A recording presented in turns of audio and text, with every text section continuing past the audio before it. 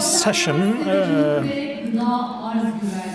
geothermal greenhousing and food supply security. In the light of climate change, diminishing water resources and agricultural sustainability, this panel will discuss on Turkey's progress in geothermal greenhouse, its challenges and future opportunities. It will be a multidimensional discussion. It will span financing, technology and legislation, as well as global best practices. Now I would like to invite Mr. Ali Şayakçı, acting president of Cemiyat, to moderate this session.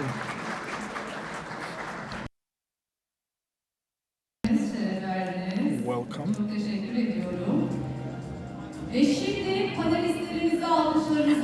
Now, we'd like to welcome our panelists to the stage. Mr. Volkan Öztürk, Vice President of Oturum West International. Welcome. Mr. Hasan Gümüş, Chief of Executive Board of Yayla Agro.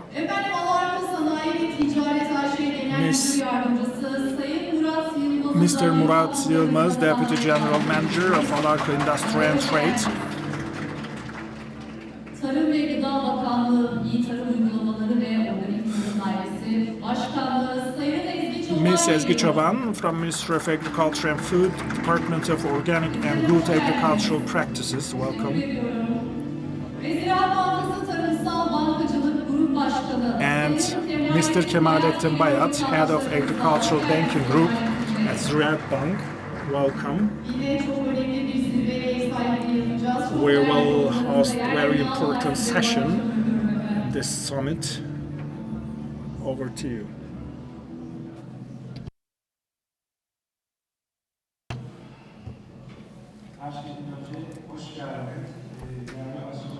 Hello.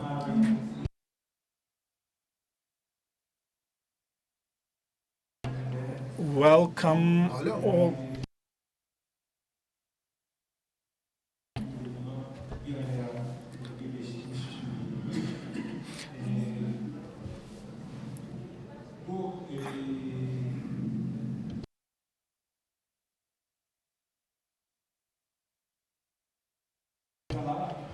Geothermal greenhouses, geothermal agriculture, and its position in the food security. Geothermal energy was taken up in different dimensions. We can maybe take this issue up from more traditional and conventional ways. The geothermal energy used in agriculture.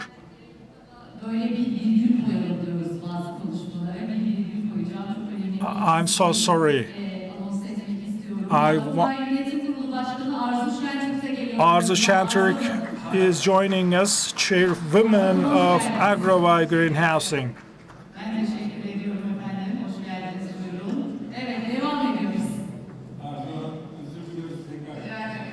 Sorry again.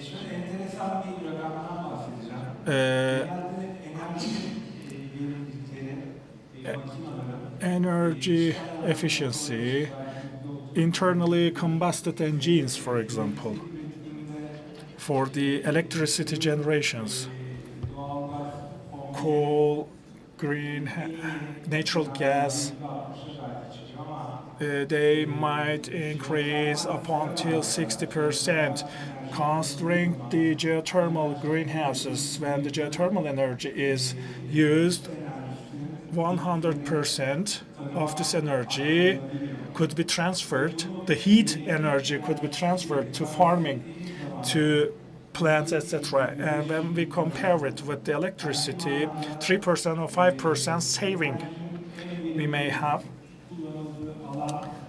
In other words, greenhouses are actually the most effective places where energy is used. I, of course, make myself short, and I would like to give the floor to Arzu from Agrobay. Ladies first, you can make my question flexible as well. But for what kind of extra saving could be assured in geothermal agriculture?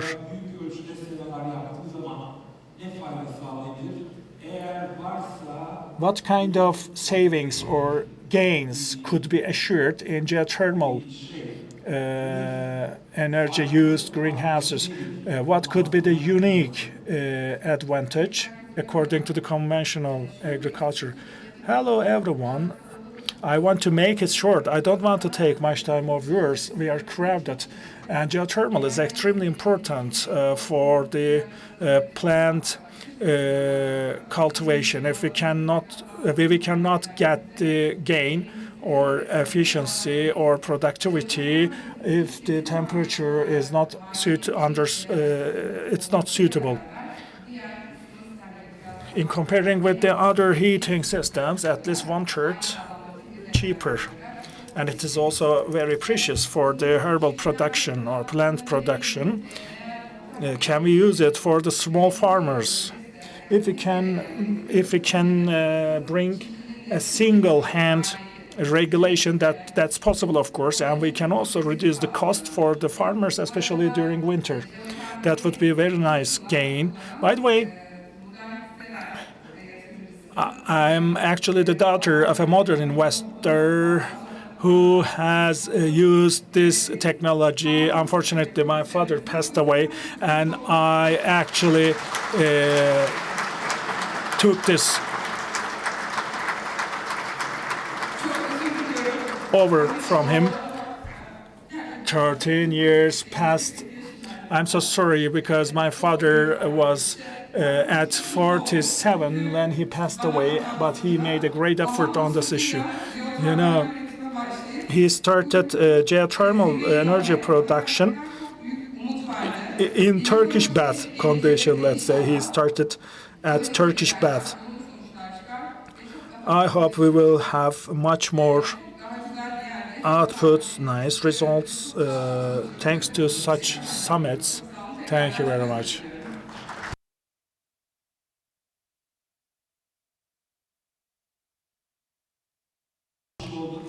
Yes, very visionary person we commemorate. We feel our condolences. He went to Netherlands. He didn't have any knowledge on that field. He just was visiting to an exhibition held in Netherlands, and he actually found and discovered very effective, efficient information. He returned to country in 2011, and he established a modern greenhouse with geothermal energy, which is the first one in Turkey, and it was the largest greenhouse of Turkey and of Europe as well. I believe he is still very happy because you are very nice successor.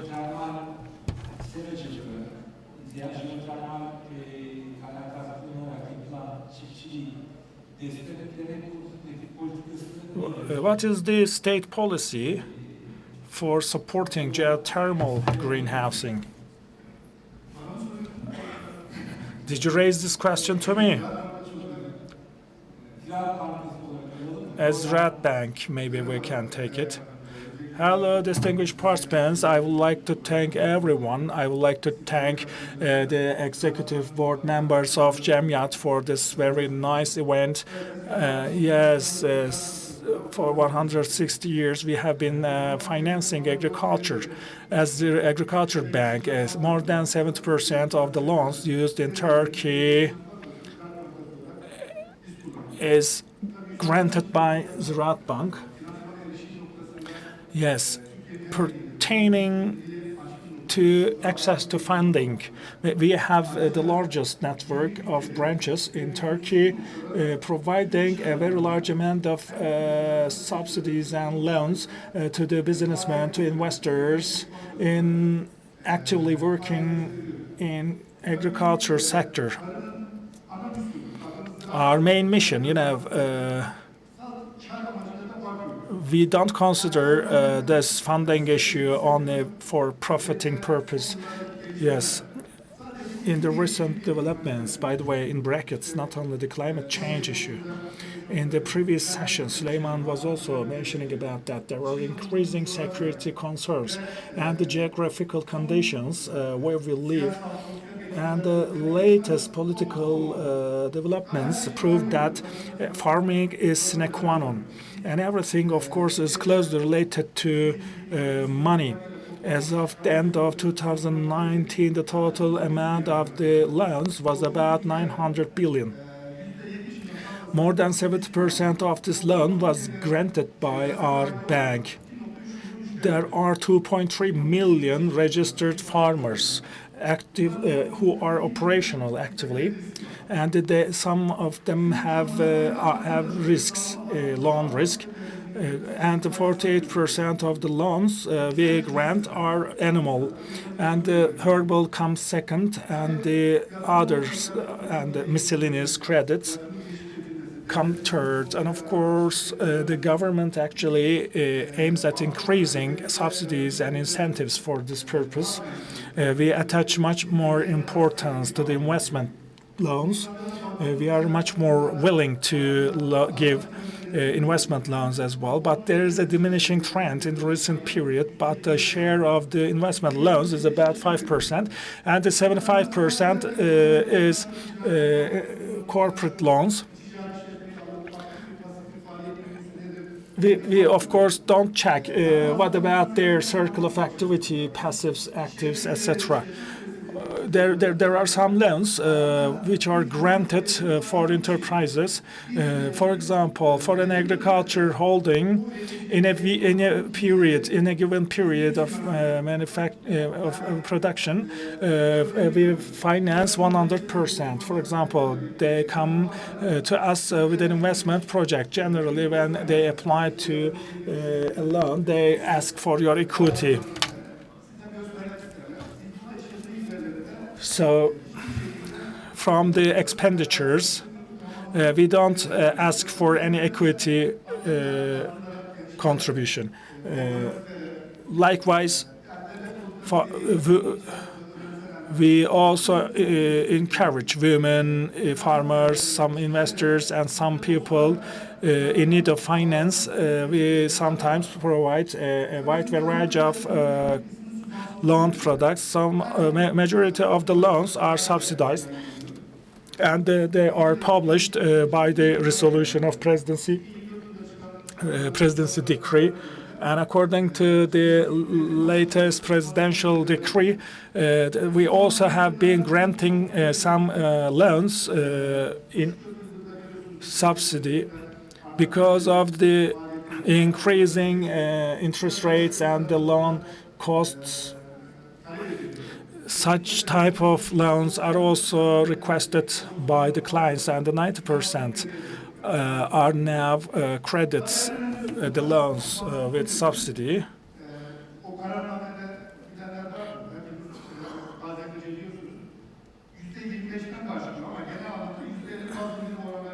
Yeah, there are also some base discounts, for example. For example, 50% of the loans granted are paid by the Ministry of Treasury, and there are also some discount criteria. If you meet such criteria, so the interest load of this loan could be paid by the state 100%. It depends on the type of the product. In other words, I can say that, okay, more than 70% of this loan burden is paid by the Ministry of Treasury on behalf of the farmers and the different types of investors. We allocated a remarkable amount of funding, and the majority of the interest rate is now paid by the ministry. By the way, we have non-profit perspective as a bank, so considering the current interest rates, from time to time they are lower than the current interest rates, because we have a different perspective and a visionary approach to the farming and agricultural sector. And this is another important issue. For example, the indoor manufacturing. locations, geothermal greenhouses, conventional greenhouses. For such places, we grant such types of loans because geothermal greenhouses are also renewable, so we actually score 20 more. They start with this investment 20% advantage. So you talk about 100 million. When you come to us, the amount of the investment is 100 million. If it's geothermal, we scored 20. So 1/4 of that amount is actually exposed to the discount we may, and the geothermal greenhouse loans will vary, of course, from the application type. But as it is in each type of investment, we of course want to make those feasible, and we need to see returns. I've observed. I have many observations in the geothermal greenhouses. The expenditures and revenues differences are very high, and in the loans we have been granting, for example, depending on the cost of the investment itself redisperse itself at least by 20 or 30%, but considering the interest load right now, and the 70 or 80% of this interest is also paid by the state, so it means that there are remarkable credit opportunities. We're talking about 30 or 40 greenhouse locations, and 100 million subsidy is granted, for example. Of course, when we see bigger loans or when we see larger investment projects, of course, the amount of the loans is also getting bigger. It is good news, actually, because the number of the loans we have granted for the last 10 years increased 12 times. For example, in 5 years, it reached 18 billion Turkish lira, which has only been allocated in field of greenhousing. The 18 billion Turkish lira is the amount we granted for greenhousing, and 55% of the farming loans is given, but the rate of the investment loans is 50%, and another 50% is the enterprise loan. We established this greenhouse, and of course, considering all the other needs, we can also give a subsidy by 50%. But not only in the agriculture sector, but also it's of importance in different sectors such as hotelery or tourism or some others. So we pay great attention to the global warming and the climate change issues. So we have provided syndicated loan, which was 1.7 billion, which was the biggest amount in Turkish banking history, and the interest-based rates decreased one score as well. So it is also an indicator of trust against our bank, which is also good news for us. So for the green energy transformation issues, for the 2023 zero emission or zero carbon goal to reach, we intend to give these subsidies to all clients, because 1.750 billion is a huge amount, which is also indicator of trust for our country as well. Frost occurred last month. We see that the vegetables, fruits costs are very high when this will be expensive during this year. And the mechanization or the modernization of farming, and Seçil has also mentioned about that issue, indoor farming. Even in the shopping malls, for example, there are a couple of examples made in Turkey, but the cost is a little bit high, and the price cap, for example, is 5 billion, and it is difficult to reach this amount, and the demand is low because the price is high. we actually had an internal discussion with the officials from the Ministry of Agriculture last month.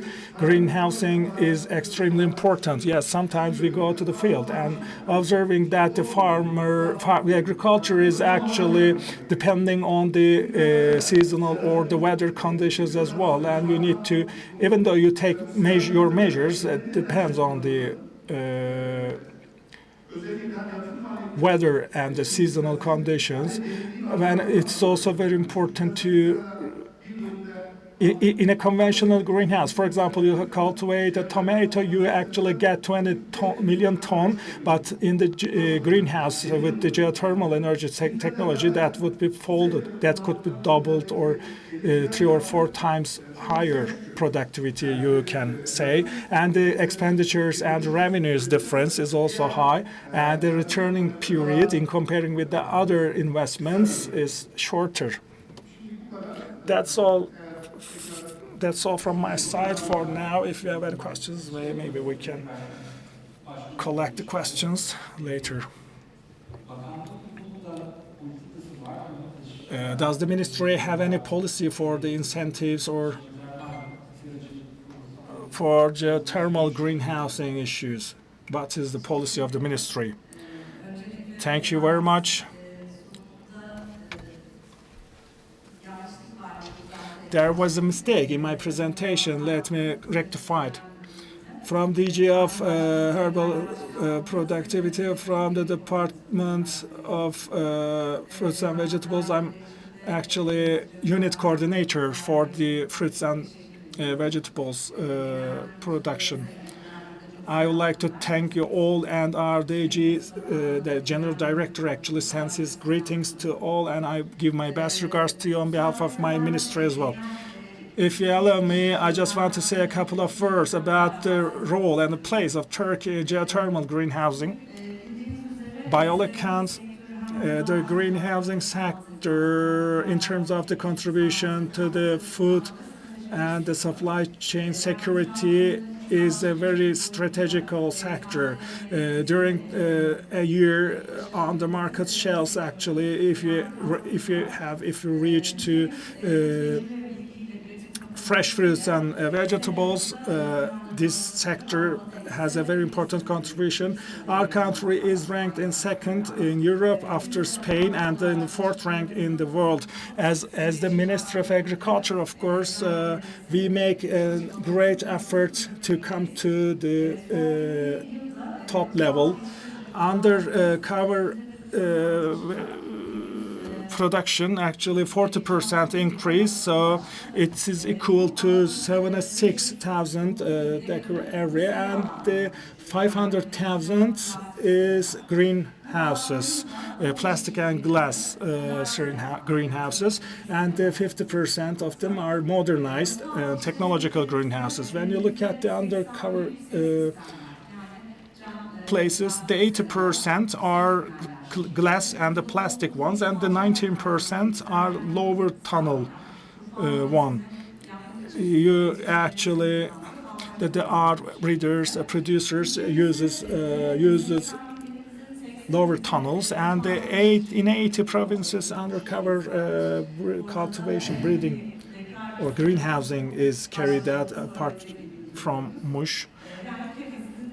So in almost all provinces in our country, small-scale or large-scale such types of greenhousing is implemented, and the 90% belongs to Mediterranean, the coast line cities, Antalya, Muğla, İzmir, and for the fresh fruits and vegetables, 9 million ton is produced, and 8 million ton is vegetable, and 1 million is fruit.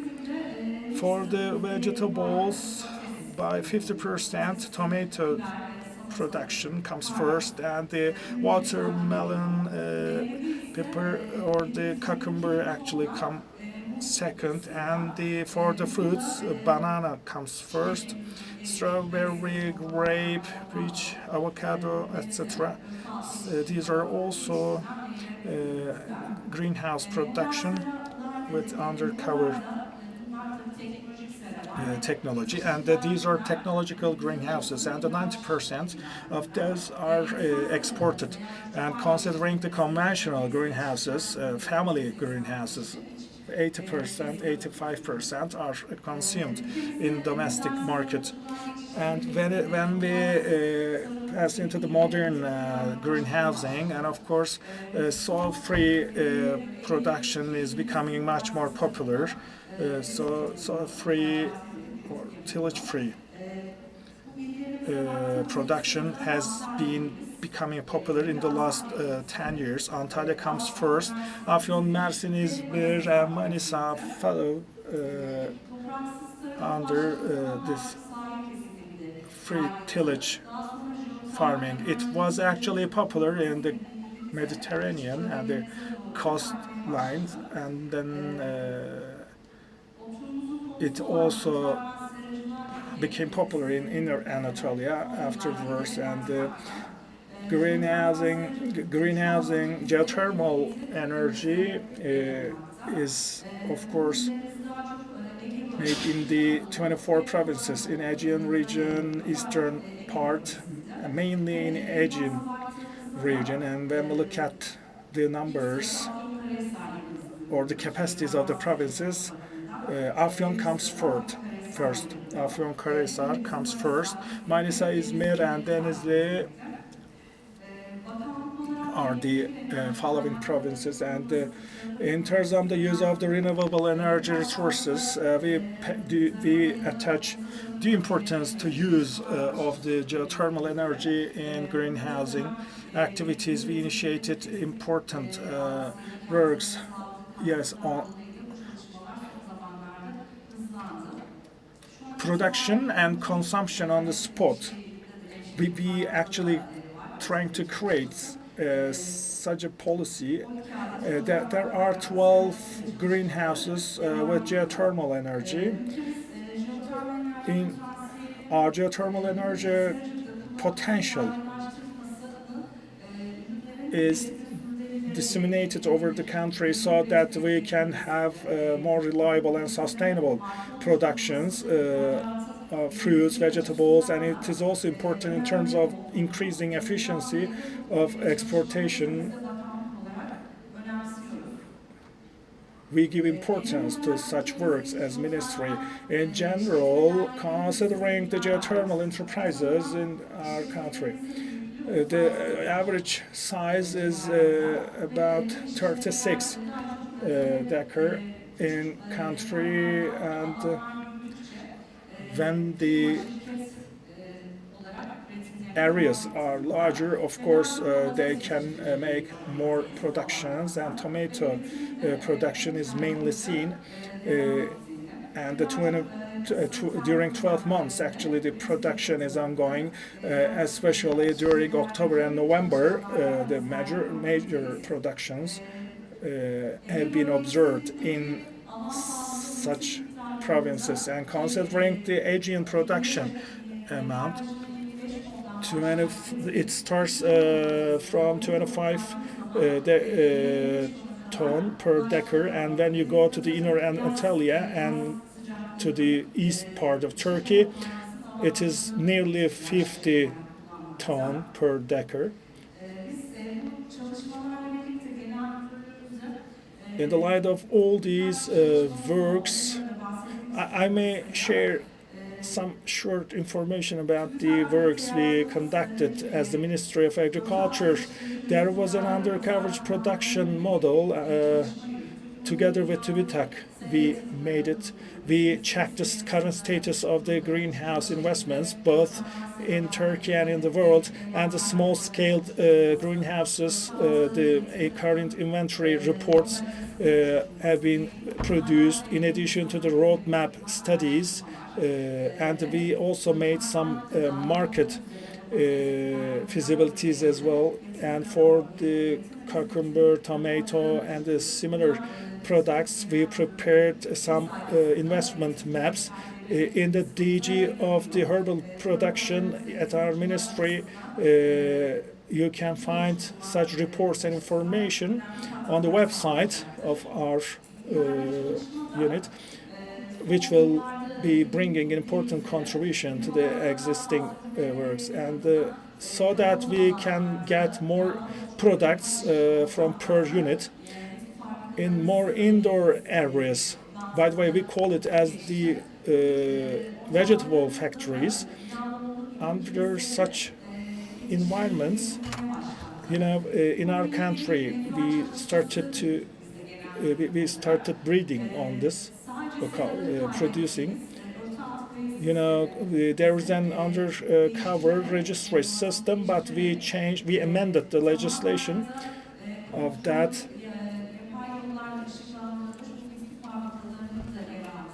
Including the vegetable factories, or these are controlled production areas, indoor production areas, under an umbrella of herbal production. We actually created a registry system, so considering the geographical coordinates, irrespective of the type of the production, we can take them on the record. We register all these types of productions, and we actually realize all the support assistance programs according to that. Could you wrap up, please? Yes. Our head of the department has already mentioned about the banking issues. Yes, there are also some agricultural development grants. We also provide such subsidies and assistance so that you can get these types of assistance. Of course, you have to get registered in our network. Thank you so much. There is one point I just want to raise a question in the cost line in comparing with the greenhouses located in the inner Anatolia and in the eastern part of Turkey. The efficiency, the productivity is higher. What is the reason for that? The cooling cost in the inner part of Turkey, it's less, actually cheaper, and they can keep production, but because of the hot temperatures, and during the harvest period, there are some losses and there could be problems, so they can keep the production period longer. Well, in Afyon, for example, it's more advantageous in comparison to us because the temperature difference between AM, PM, they can produce smoothly. We are located in North Aegean in the summer. That's why I interrupted. I mean, the pollens don't produce and the bees don't work at hot weather. And since we are working under greenhouses, we don't have the insects and everything. We are bound by bees for inseminating the crops, and in summer we don't have the bees working, and what we can do is in July, and we have to disassemble the greenhouses in July and then rearrange ourselves, and there's a double difference, actually 2 times difference. The temperature difference between AM and PM is too valuable, actually. Alarco is also dealing with geothermal greenhouses. And what does Alarco bring into the play? Would you like to touch upon that issue? What novelties comes from Alarco company? Thank you for asking the question. Alarco Group in 2023 has made this strategic decision, stepping into the world of agriculture. So far, we have invested about $300 million in agriculture. And not only in greenhouses, seed improvement, niche fertilizers, and food drying industries. Those are the working groups that we invested in. And we used up about 70,000 hectares that's licensed. 24, 25 geothermal exploration licenses we have acquired. And in the last couple of years, we have explored about 40 hot wells, 1,250 acres, That's the extent of our greenhouses in Eskişehir. A new investment will start now. The groundwork earthworks is ongoing for leveling the ground on 800 hectares. So that will bring us to 2,000 hectares plus in 2026. So we are following all novelties and technological advancements with the concerns, with HR concerns. We have initiated the Alarko Academy that will be launched in a while. We are still short of qualified staff in this regard and experienced staff. Then, Alarko is well known as a company in industries and construction. I mean, historically, that's so. And it's quite a conservative investor. How about moving into the field of greenhouses? I mean, you said it was a strategic decision, but what pushed you in this direction? Well, climate change, ever increasing use of pesticides. Well, frankly, I mean, Alarko Group and geothermal greenhouses. We are so ambitious about that for food supply. We believe that geothermal greenhouses, become a keystone in this game. I mean, of course, one reason for geothermal is feasible. Why we chose geothermal. Geothermal heating replaces natural gas and coal heating. When you compare them, there is an efficiency or energy savings of about 40, almost 50% in terms of costs. Also, in modern or contemporary greenhouses, in comparison to conventional soil farming, the efficiency is almost triple, maybe quadruple. The output, the yield, of course. So soilless agriculture is the future. We believe it will have a stronger impact in the world. That's why we made this decision, and I call it a strategic one. Hasan, let's move on with you. Yayla Agro. That's the name of your company. So what do you have to share with us? Thank you. Thank you. And first, speaking of underground resources and their input to the national economy, you are working towards those goals, the association and all those who are here. So I'd like to extend my gratitude for bringing all these people, multidisciplinary crowd audience together. Thank you, the organizers, led by Cemiyat. So far, I noted three things that were said. One of them was what Ömer said, the story of the ant. Remember, I mean, I get the feeling. It's a beautiful anecdote. I mean, the ant is going to Mecca for pilgrimage, and they tell him that he's too small, a tiny creature, won't even make it to Mecca. He says, I'll die at least on the way to Mecca. So, and the treasure chests, I'm sorry. Yeah, Turkey is resembled to the panhandlers, the beggar sitting on top of a golden crest or a crest full of gold. Yeah, that's a good allegory. And then thirdly, the last question, there was a beautiful question. I mean, okay, everybody's saying everything. Well, anyway, it's easy. What are we going to do tomorrow? Tomorrow, what are we going to do? So, I mean, speaking lip service is good, but so such summits, such events and gatherings is too beautiful, actually. It's beautiful because it gives us the opportunity to interact with one another, and it also brings together all the stakeholders, the players of the game, the stakeholders of this ecosystem. But there has to be a result, an outcome, right?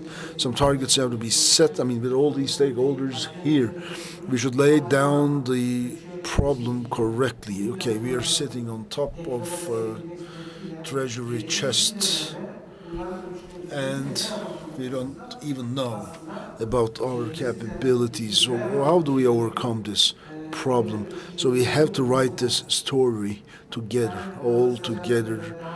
So please don't misunderstand, but without an outcome, without sustainability, without becoming into series, such events will be one of a kind and put on shelf. So let's not allow that. So speaking of agriculture, and geothermal. I mean, we are a company in the field of agriculture, so my take on this.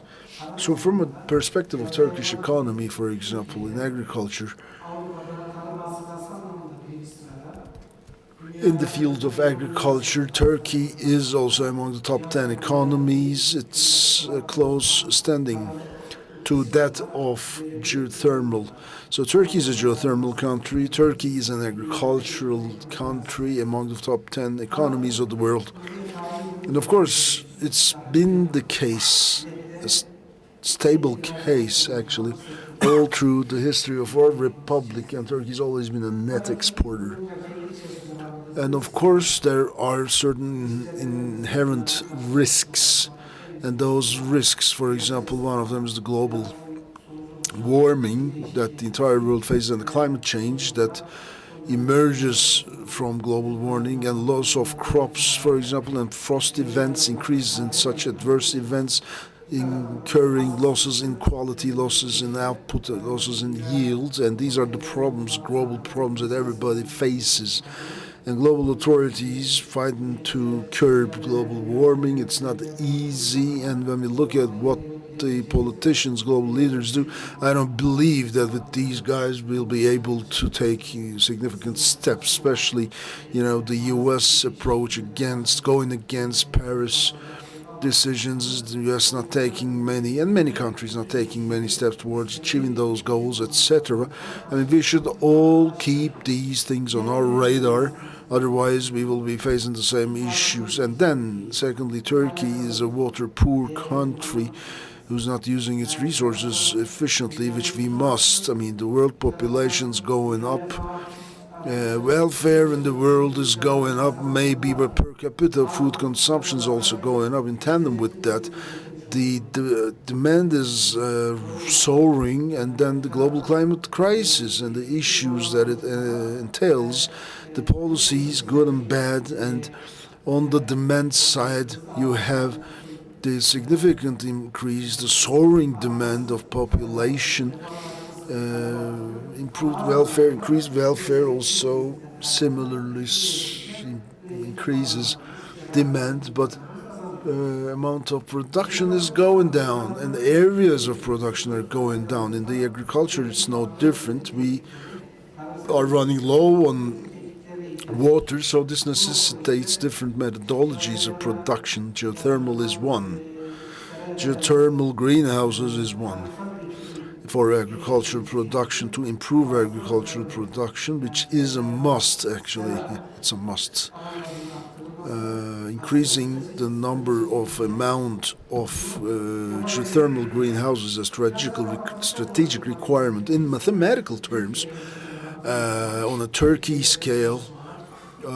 About what? In Turkey, we have some irrigated agricultural land of about 7 million decars. Only 1% of that is covered, or greenhouse. Yeah, greenhouse. It's just 1%, and it's a total of 700,000 decars. 700,000 decars, and geothermal accounts only for 1,000 of that. So that's the agricultural geothermal production. So total irrigated agriculture, 1% of that, greenhouse, 1% of that, geothermal, almost 1% of that. So it's such a minute, minuscule figure. So the amount achieved is 10,000 dönums so far, 10 hectares. And in the near future, the target is to take it up to 30,000 decars. So these are the kind of resources that we are sitting on top of, and just using only 1% of all of that. So geothermal greenhousing is also advantageous. Geothermal does not require any temperatures beyond 100 degrees. 60 degrees Celsius is so by far achievable a resource in that sense. So this is mathematics. This is about numbers and figures. So we're speaking of some 100,000 hectares. The future target in geothermal greenhouses, 100,000 hectares. It is possible in the upcoming 5 years, if they would tell me, they would order me to do that, I would do that very easily, just like that. What do I mean by that? And this means that's an additional 10% input to Turkey's exports. The geothermal greenhouses producing in Turkey, they produce about, 90% of those greenhouses produce tomatoes. 80 to 85% of those are for exports. So add 1 and 2 together, it's 50 tons per hectare, translated into 100,000 hectare terms, geothermal. I mean, tomatoes, be it tomatoes only, so it's 5 million tons of tomatoes. In the last 5 years exports, the weighted average is 1.1 euro, 6 billion US dollars worth of exports. 6 billion US dollars, 80% is exported, let's say. 80%, 6 billion US dollars of production, 80% goes abroad. That will bring another 5 billion US dollars in net export terms. That's the kind of value added we're talking.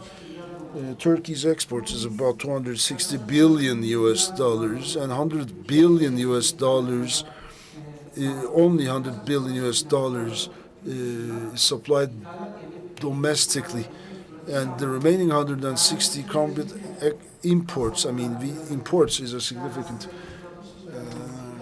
aspect of our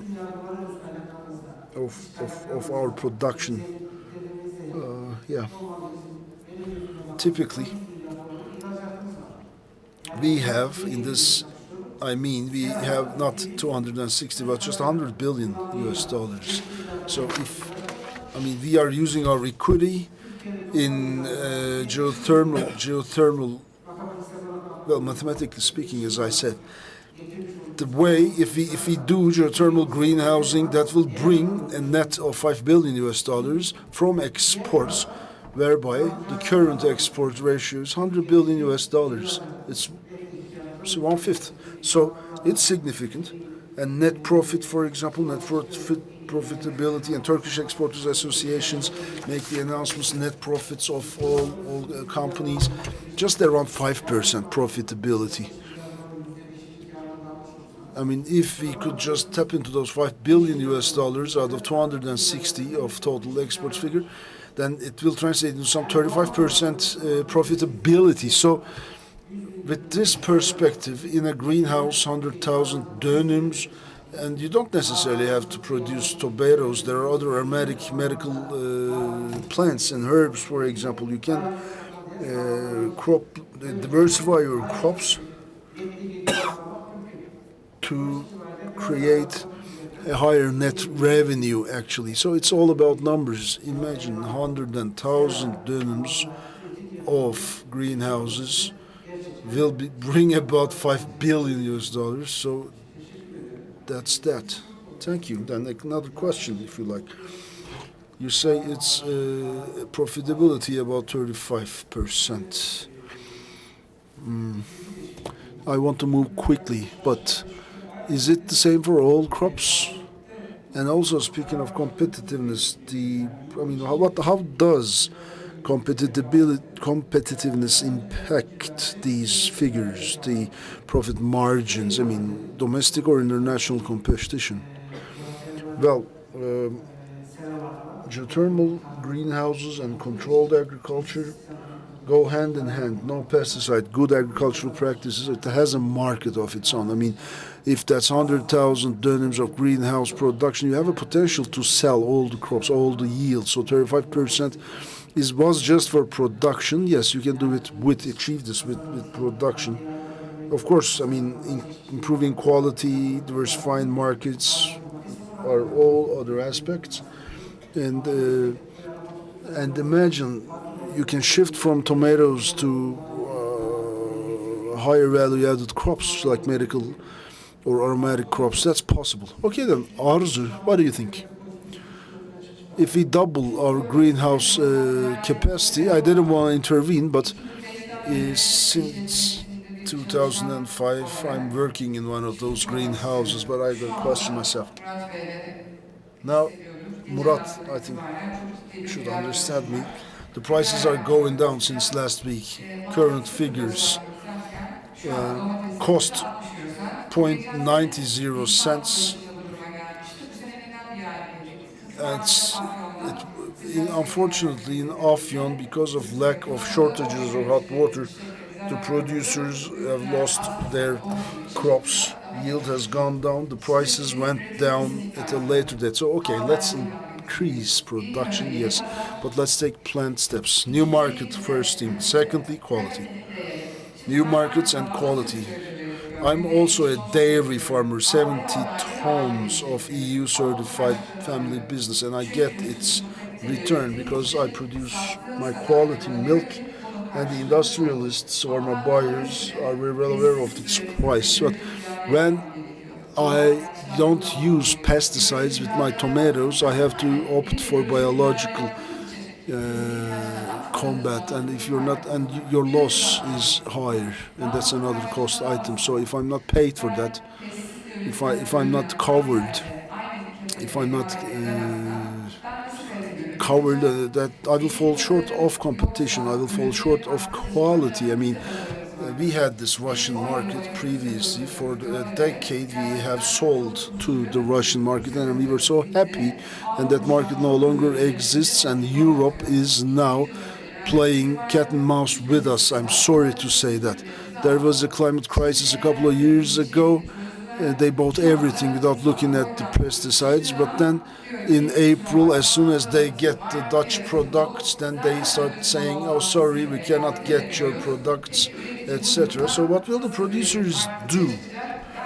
I don't know. How will the producers step out of this dire strait? I don't know. Yes, let's increase the yield, increase production, but do that with planned steps. Really, the producers are dying now, thanks to Ziraat Bank. I mean, for dairy, for vegetable production, for crop production, we have their backing, yes, but until when?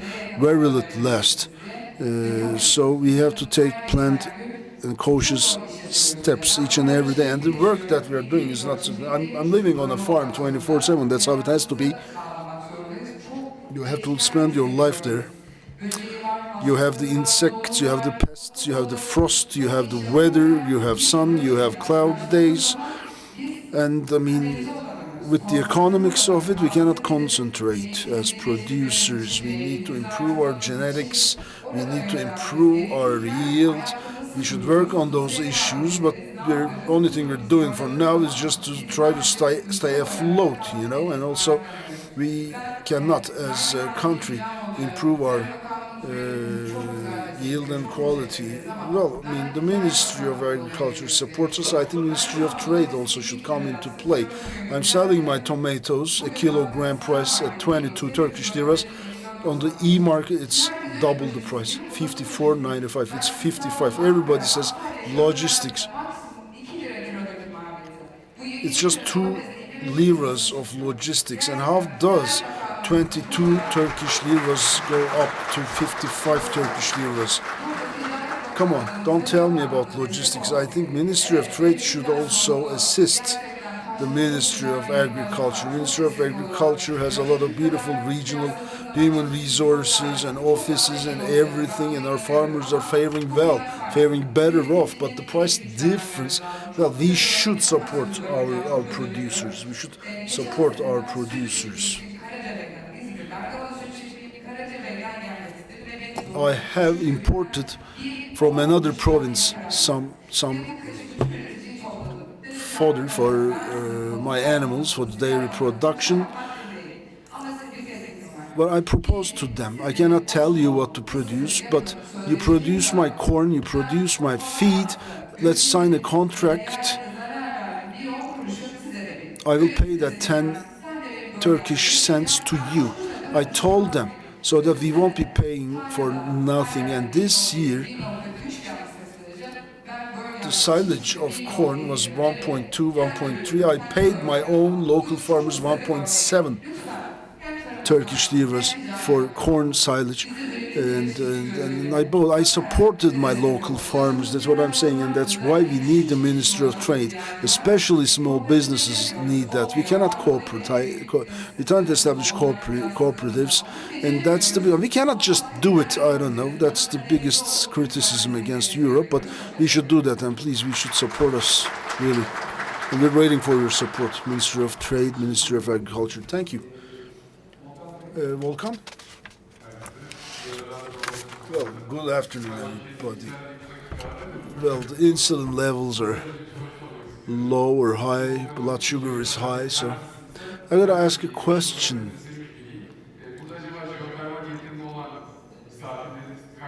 How many are you out there, geothermal investors? How many? How many geothermal greenhouse investors are there? Raise a hand, please. Both investments, geothermal greenhouses, just 4. Okay. I'm asking this because well, I'm coming from I just moved to the Netherlands 2 years ago. 500 megawatts of solar geothermal. And Cemiyat, thank you really for the invitation. Thank you for this opportunity to share my experiences, and thank you for sharing yours. I have done a lot of energy investments. We have about 130 hectares of greenhouses, a couple of hundred of megawatts of battery and solar licenses, and as a Turkish company, we are happy to be investing in the Dutch environment. Our investment model is like a boomerang investment model. I mean, what we learn, we shall bring back here. And what I have learned in the Netherlands, some things don't exist in the Netherlands. For example, sun. They don't have sun. They don't have land. They don't have human resources, and they don't even have geothermal. But what do they have? They got energy management, vertical agriculture, technology, access to finances, access to finding cooperatives, and standardization.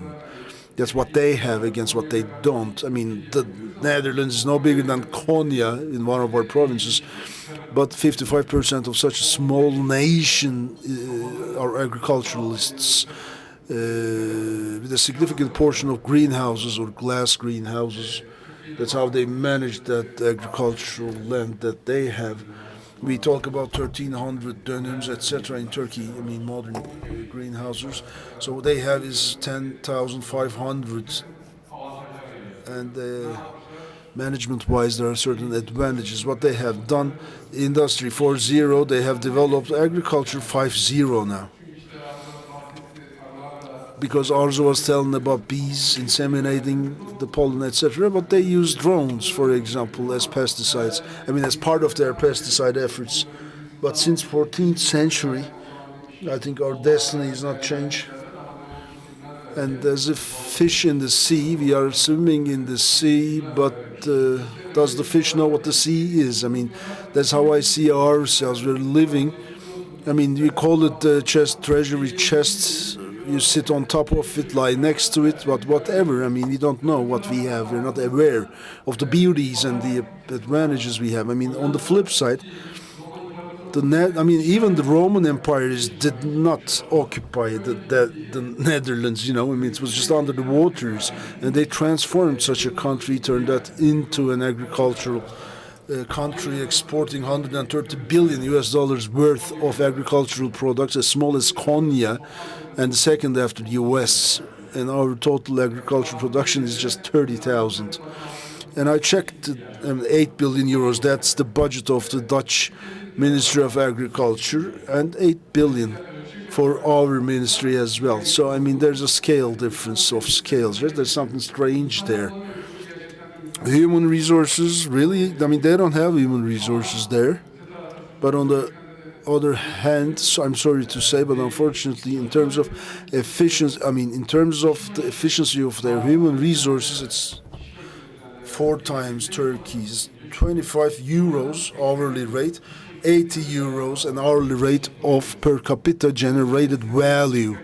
In terms of working efficiency, I mean, we are lagging behind, but we should better check our reference points. Really, I mean, we come maybe from. These might be the side effects that we are a no-bad community. They built their first greenhouses in 1500s, 16th century. And it was in 1850 that they have built their first agricultural greenhouses. So they're a couple of steps ahead of us. We were at the time we were just a nomadic tribe looking for a home to settle in 1500s, and they have accessible funding. It's easy, and what we discuss in the Dutch environment is a bit different. Let me tell you, we talk about Greenport. The first thing I heard when I went there, Greenport is like the greenhouse organized industry zones. They have them in between Den Haag and Rotterdam. They have a greenhouse organized industry zone, an old coastline, all the areas between the two. They lay the heat network between the two provinces from Den Haag to Rotterdam, all energy generation. Their waste heat, they take it and send it to. They have the infrastructure, send it to all the greenhouses, and the government organized this. Then what they have a carbon dioxide network. When I buy a greenhouse or when I start operating a greenhouse, I don't have any problems as to where to find the heat, where to find the carbon dioxide, because they got the connection like a utility, and it's clean carbon dioxide, actually. And they have this cogen, for example. I got this cogen facility, and I cogenerate some whatever from natural gas waste heat. I mean, they are far beyond that point even. And if you can have solar panels on your greenhouses, and if you're generating from those solar panels, we got the batteries aside, and we rent it to Dutch farmers. They have this greenhouse as service. I mean, you may not know how to operate the greenhouse that you procured, that you acquired, but there are investors. You can work with them, and they operate, pay you a monthly rate, and that's how it works out. I mean, this infrastructure, structure, hand in hand, superstructure, hand in hand. That's why they are the second biggest agricultural exporter of the world. I mean, we are started talking about agriculture 5.0. Only then we can start saying that Turkey is becoming the world's agro capital. Thank you.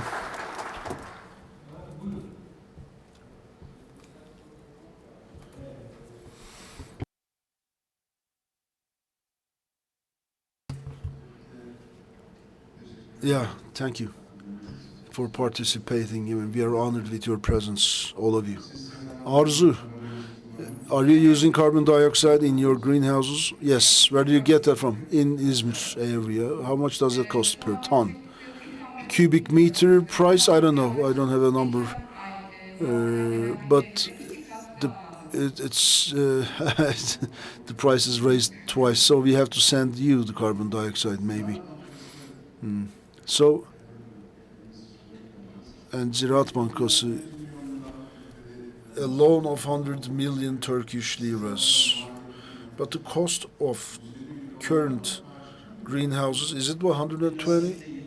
No, it's around 70 euros for plastic. How about glass? 110, 120 square meter cost for greenhouses. So that's about 20,000 square meters.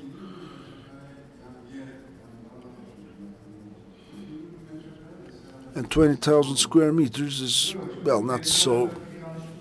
Well, the data might be erroneous, but the costs are. I mean, if you're talking about plastic, and I mean, you have plastic greenhouses and glass greenhouses. Geothermal prices are a bit high, and as we are determining our costs there,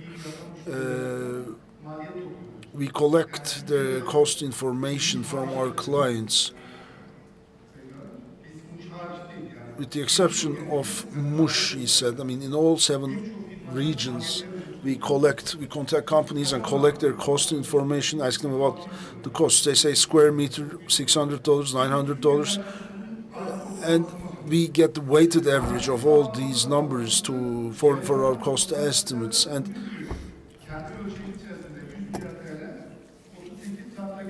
in Turkish terms, 100 million Turkish liras corresponded to some 40, almost 38 to 40 decars for conventional greenhouse prices are a bit low, but producers associations, with the numbers they provided to us, I mean the difference is even less than 10%. And we have here the Ministry of Agriculture. We were at the meeting with them, and Ministry of Agriculture, in terms of economy of scale, they want to limit that to 35 to 40 decars. Our subsidy is 100 million Turkish liras. That's when we stop. That's when we support. I mean, you can come to us with a project worth of 300 million, 500 million. We finance that. We help you finance that. It's no big deal. It's no problem. What I'm trying to say is the subsidy threshold, subsidy cap is 100 million, 100 billion. I mean, otherwise you come to us with an investment project and we just support it. And the syndication loan, 1.7 billion, for example, is just going to be allocated for green transformation and sustainable agriculture. That will be the kind of support. And the recent raised awareness reflects on the loan amount. Billions and billions of worth of subsidies, just in subsidies. And Ziraat Bank, well, I mean, we're only talking about geothermal and greenhouses, but renewable energy is this generic name, and we have another 58 billion investment loan amount. But yeah, speaking of greenhouses, that's why I asked that, because the prices are around 110, 120 euros for greenhouse covers. So anything beyond 35 dönums, 35,000 square meters, I mean, means that the number is doubled and the subsidy remains around 25%. So it won't be a significant number. You should be cautious about it, careful about that. If you are subsidizing half of 100 billion, investment of 100 billion Turkish liras, let me correct that as well. Geothermal, the subsidy is 70% because you're using renewable energy. Base discount 50%, but since this is a renewable energy source, you have a total of 70% subsidy plus employ women without any age limitations. For example, that's a private business, might be a commercial entity if there's an additional 15% reduction as regards the amount of women employed, number of women employed. Okay, that's fine. That's fine, but we're still asking the Ministry of Agriculture to, play around with these numbers. Greenhouses are important for Turkey, and I agree with what Arzu just said. Alarko, for example, is working on thousands and thousands of square meters, and Yayla will do, and we will do that. Everybody will do it. I mean, on extended amounts of land. So, without any planning, this time then we will start facing another reverse problem. Let's say, 8.5 meters greenhouses, and per square meter annual production of tomatoes 85 kilogram. If everything goes back to tomatoes, then I think we'll be faced with a great problem. Anyway, planning. Period. Thank you, everybody. Any other questions and contributions? Let's rush the mic, please. Thank you. My name is Hüseyin Akdemir. I come from İzmir. And thank you, everybody. I have a question for the panelists. One of them, Yayla Tarım, to Hasan. What crops are you working with? And I come from, there is in Dikili, there are geothermal greenhouses. I'm the consultant of that company. And we all talk about tomatoes. How about cucumbers, peppers, watermelons, and melons? You can do all those in green fields. But why tomatoes? Why is it the engine of this greenhouse sector? That's one.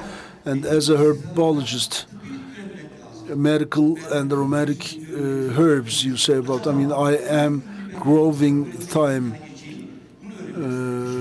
on 200,000 square meters. Arzu, I know you.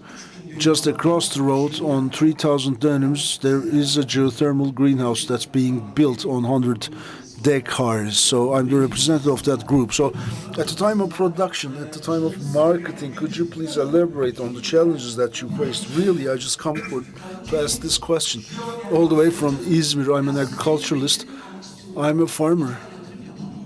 I mean, I'm curious to know your answers. Shall we invest or not? What will be the revenues? I don't know anything about tourism, but I'm an agriculturalist. I'm a farmer myself. That's why. Do you recommend us? What are the opportunities? What are the threats? What are the advantages and opportunities? Thank you.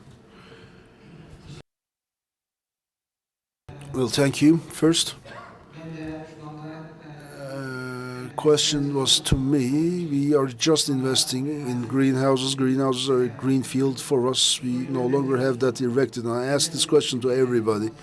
Why is it nothing but tomatoes and greenhouses that go hand in hand? I mean, other fruits, other value-added crops. Don't we have anything from blueberries to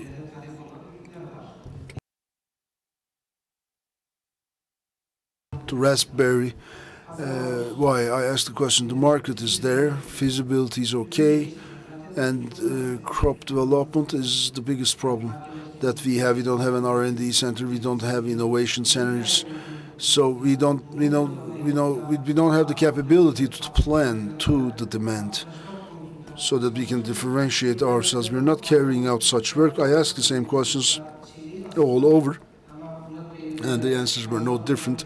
Maybe Murat and Arzu can find a better answer to those questions, and I am curious to know. Yeah.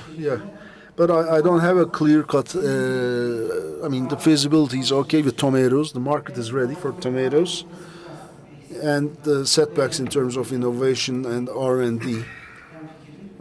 So that would be my answer.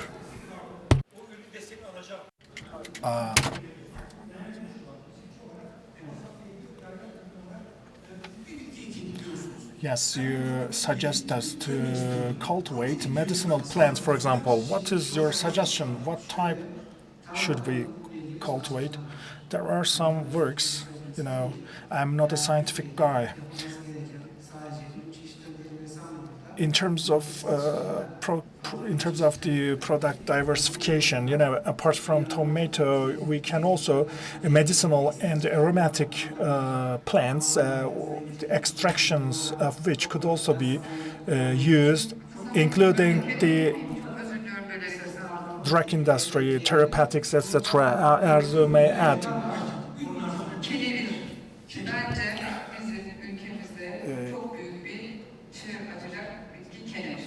Actually, the cannabis is the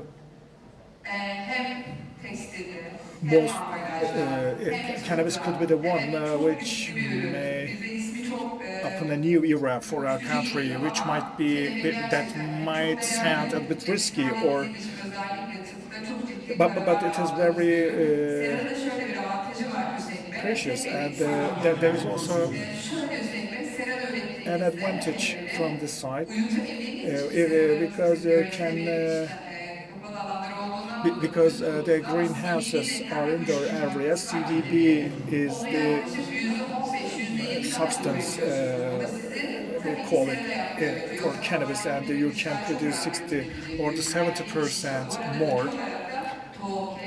And the cannabis seeds, for example, we have very considerable works. We carry that, and Samsun University is very good at this cultivation, and Afyon is a little bit far from us, so I didn't want to myself split it, because we can maybe take it under quarantine. We are very new, so maybe we don't know what to do, or what the best one is cannabis. This is my personal opinion. So for the geothermal ones, you suggest cannabis.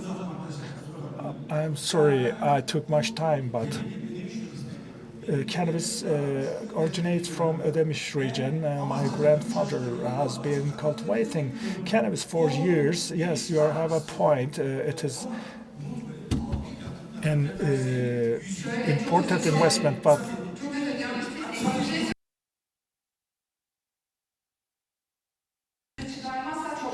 yes, if you don't extract this CBD, you have a point.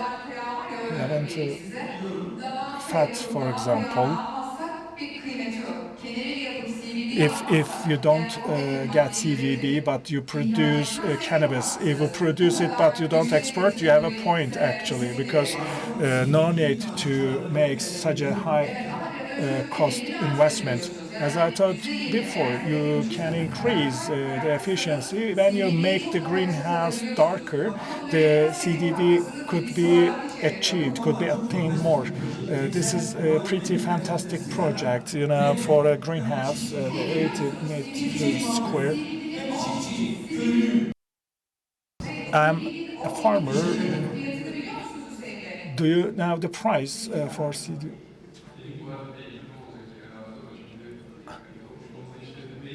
I want to make an addition here about what we cultivate. For example, I know there are a few addresses in Netherlands about deciding what I will cultivate. Wageningen University, for example, and one place I can consult. For example, is there any brand university where we can get agricultural consultancy service? But no matter whoever you ask, even to laymen, they can give the name of that university in Netherlands. 45,000 agricultural engineers are working now in Turkey, and we raise maybe 5,000 in each year. So it's very important to plan those. And it is also important because there are 12 cooperatives in Netherlands. So when you make a contract, for example, with the cooperatives, if you produce cucumber, this is the situation. There is a price per ton. The biggest cucumber producer and the producers are the Turkish ones. Thank you very much. Thank you all for these presentations. My question is directed to Volkan. Underground heat storing technology, is it used in greenhouses? Mic is off, I think. Thank you very much. That part was a little bit missing in my presentation. In Netherlands, the country is actually poor at many things, and geothermal doesn't exist. Maybe up until 23, there were 25 geothermal boreholes, and the number increased 15 more, and the temperature they can reach actually is 83. So 83 Celsius is actually distributed over 10 greenhouses so that they can keep it under buffer top. And during that, in connection with the storing issue, because they totally implement district heating, so the all amount of the heat is consumed in the existing facilities. I talked about the battery issue, but heat storing technology is used in the batteries. There are two companies in Europe and in the United States, so they convert it into heat. They convert electricity into heat. Unfortunately, these are actually the subjects out of the scope. Yes, thank you very much. I see more than one question. If you like, you can ask your questions to them after this session. I would like to give some information about the variety of these products. We started firstly with tomato. Why? This is an engine product,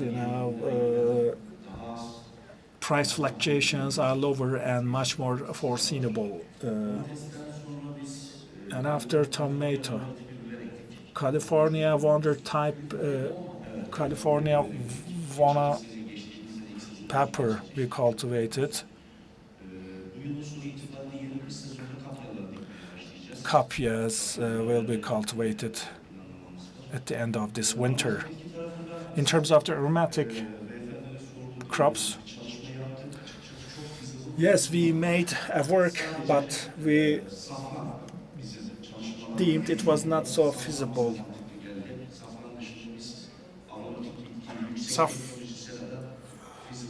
Saffron was actually feasible. Our engineers work on that. Our production team is working on that according to what criteria we determine the type of the product. The same is true for the others. If you're a big-scaled enterprise, there are some advantages you may have. Your customer portfolio is expanding because many of the products we sell the products to the discount markets, for example, in Europe, Aldi or some other chain outlet markets. How can we do that? Because in our greenhouses, we call it as integrated pesticide management. IPM system is used. You have to do that. Why? European Union actually organize very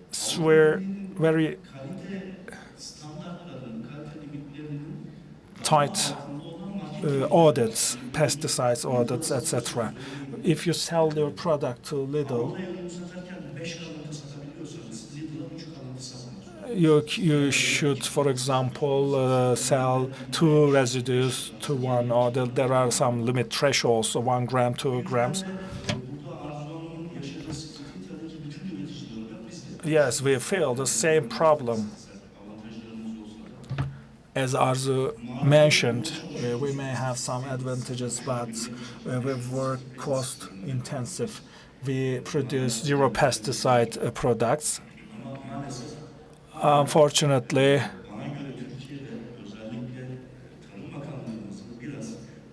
in Turkey, especially the Ministry of Agriculture should pay more attention to the residue rates, pesticide rates, because in Antalya region, yes, there are some problems about irrigation, about climate.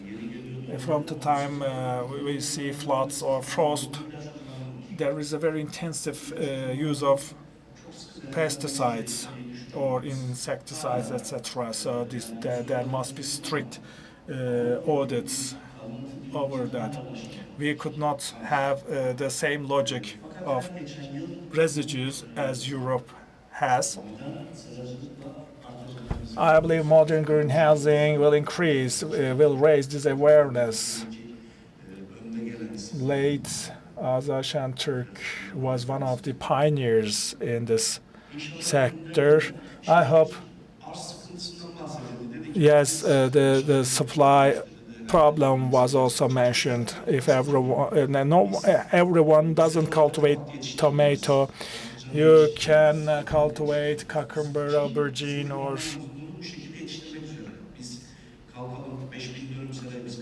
squash or pumpkin, etc. We have some constructions of greenhouses in Kazakhstan. We are trying to increase our capacity of production over 5,000 decker. How do we determine our products? Depending on the demand of the customers. Lidl, for example, may what they want for the next period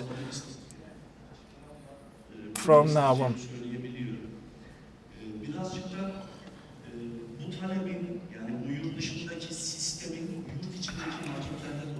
I believe we have to constitute this system, which is applicable abroad, in our country as well. We need to award such contracts with the markets abroad and in our country as well. So markets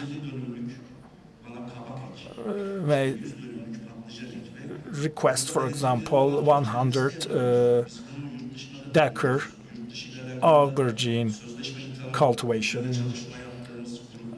There are also some groups we are doing this farming in a contracting manner. I hope we will raise this awareness in the following period. I've been working in the sector for a long time. Not tillage greenhousing is increasing in each and every year. Neden görmüyorum? Antalya'da artık düşük fiyatlar, düşük verim, low productivity, low prices actually make the farmers tired up. Farmers actually don't want to cultivate. They cannot cope with high prices.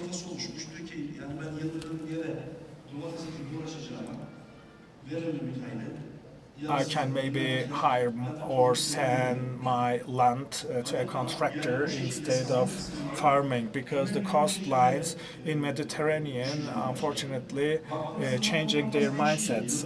They don't prefer farming, and the annual supplies are constant, and we have to protect the conscious producers.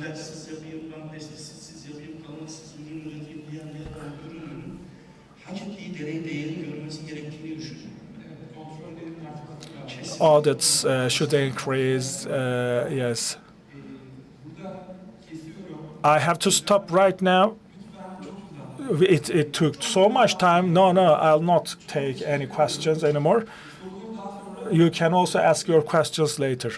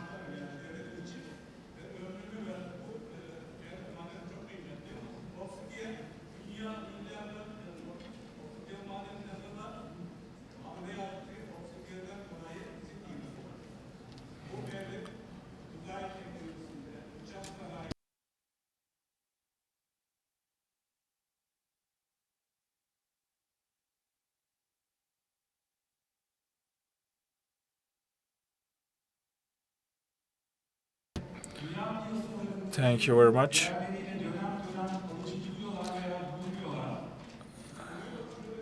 Some buyers may prefer to buy these.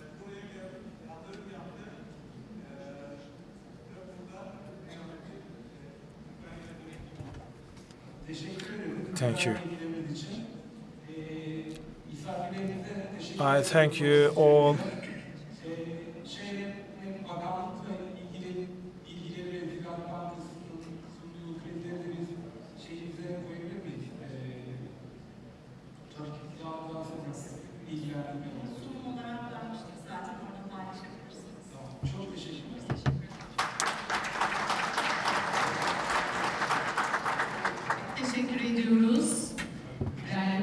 Thank you very much. We will have you on the stage for a while. We have presents as well. Cemiyet Yönetim Kurulu Başkanı Sayın Ömer Tosun'u büyük alkışlarınızla sahneye davet ediyorum.